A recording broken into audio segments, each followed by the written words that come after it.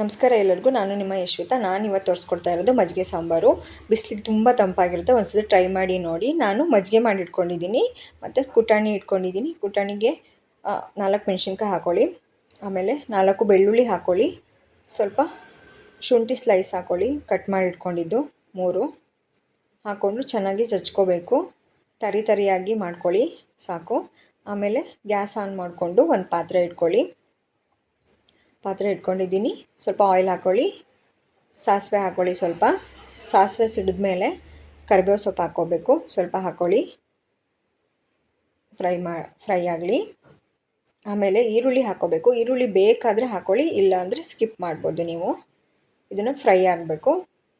ಇದು ನೀಟಾಗಿ ಫ್ರೈ ಆದಮೇಲೆ ಜಜ್ಜಿ ಇಟ್ಕೊಂಡಿದ್ನಲ್ವ ಅದನ್ನು ಮಿಕ್ಸ್ ಮಾಡ್ಕೊಳ್ಳಿ.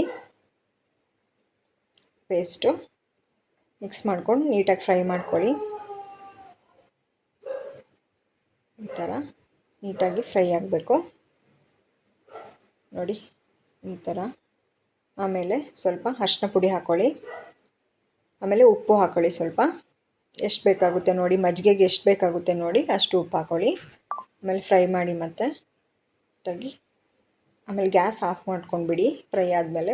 ಇದು ಸ್ವಲ್ಪ ತಣ್ಣಗಾಗಬೇಕು. ತಣ್ಣಗಾದ್ಮೇಲೆ ಮಾತ್ರ ಮಜ್ಜಿಗೆ ಹಾಕಿ ಮಿಕ್ಸ್ ಮಾಡಿ.